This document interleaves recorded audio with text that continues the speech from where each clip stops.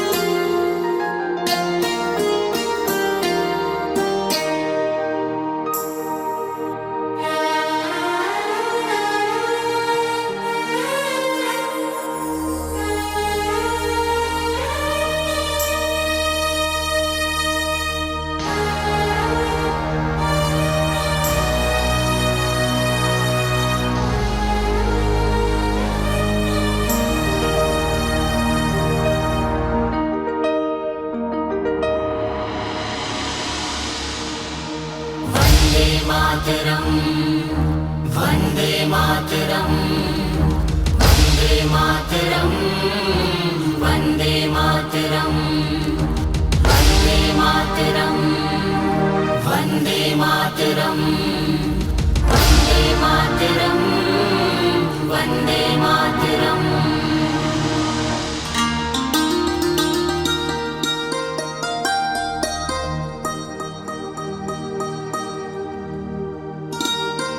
वंदे मातरम अर्थात मातृभूमीला नमन। बंकिमचंद्र चट्टोपाध्याय द्वारा रचित ये गीत हा स्वतंत्रता संग्राम में एक महान भूमिका निभाए है। जब हमर देश हा गुलामी के सांकर में बंधाए रहिस तब वंदे मातरम हा क्रांति के उद्घोष बन गए रहिस।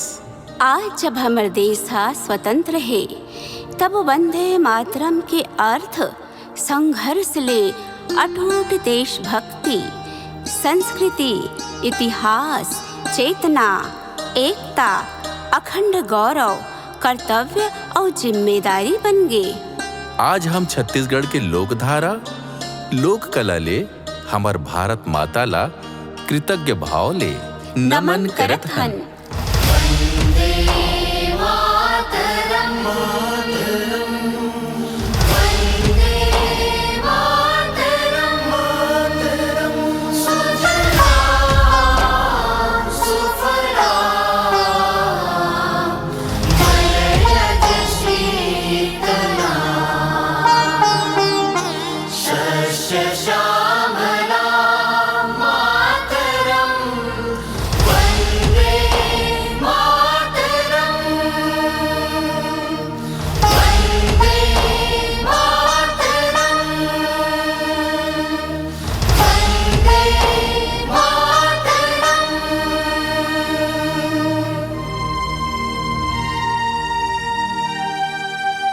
हे दाई भारती तोर भुइया मिठ मिठ जल ले लबालब भराए है। फल ले समृद्ध है, मलय पर्वत के चंदन के सुगंध ले महकत और ठंडा हवा ले सुखद शीतल है। हरे भरे फसल ले लहलहावत हरियर भुइया है। हे दाई हम तोर कोरा में बास करैया वनवासी आन। ये जंगल, पेड़ पौधा, पशु पक्षी, झरना पहाड़ हमर साथी आए। हम बस्तर के मोरिया जनजाति। हे दाई भारती तुहला कोटि कोटि नमन करत हन।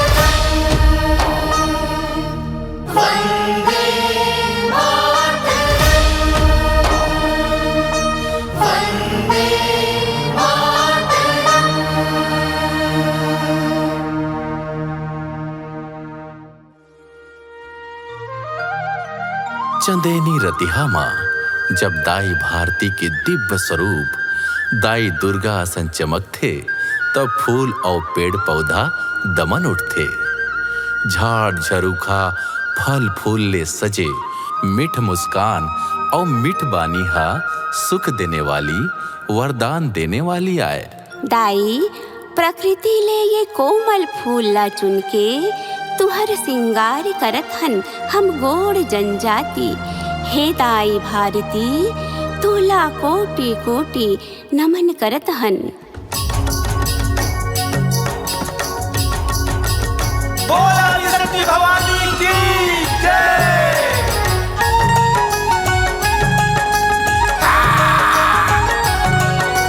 जय हो मैया। मैया फूल गजरा होते हमारी के देहरी फूल गजरा।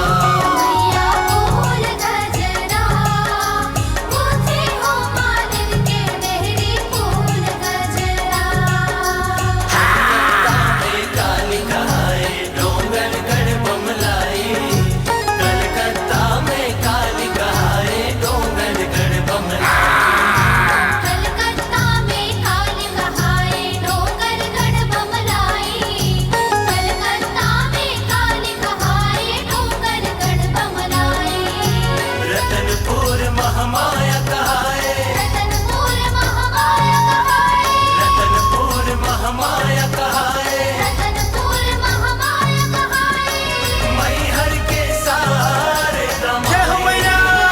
फूल गजरा होते हो मालिन के देहरी फूल गजरा। मैया फूल गजरा होते हमारी के देहरी फूल गजरा। मैया फूल गजरा होते हो मालिन के देहरी फूल गजरा। जय हो मैया। के देहरी फूल गजरा। होते हो मालिन के देहरी फूल गजरा।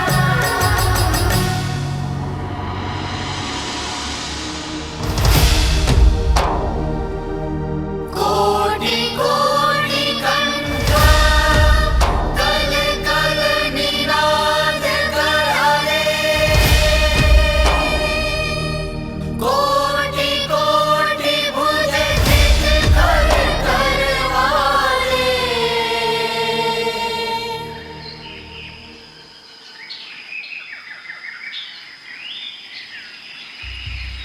हे भारत माता, तोर करोड़ों लइका के कंठ ले निकलैया आवाज ऐसन गर्जना उत्पन्न करते जैसे कोनो नदी के कल कल ध्वनि के समान है। तोर रक्षा बर करोड़ों हाथ मां धारदार तलवार है। फिर कोई कैसे कह सकते ते असहाय हस, कमजोर हस।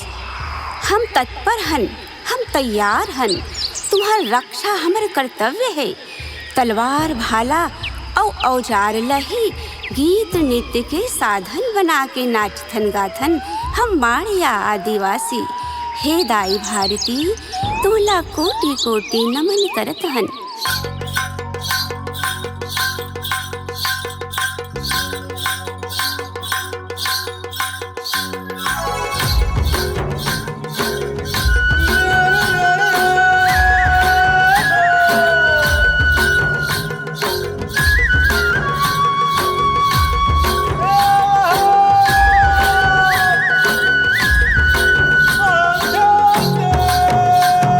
निमाई गालिम्मा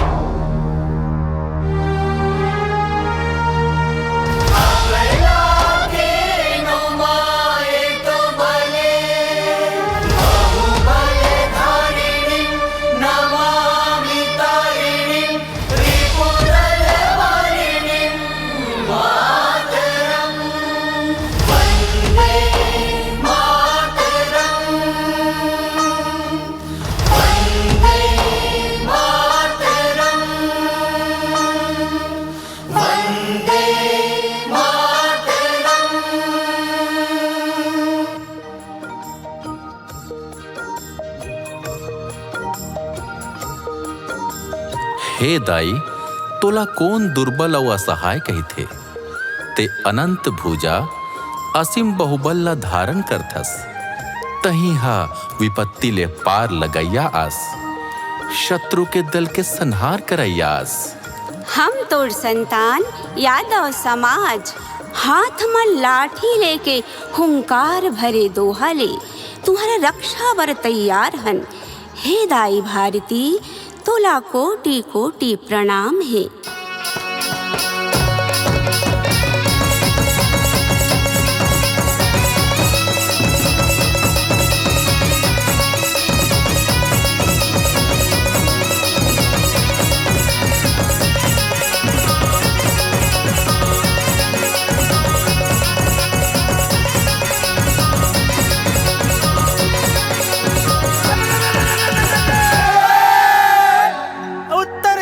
माथ मुकुट है और हिमगिरी हवा विशाल है और धन धन मोर भारत के माटी चंदन के समान है।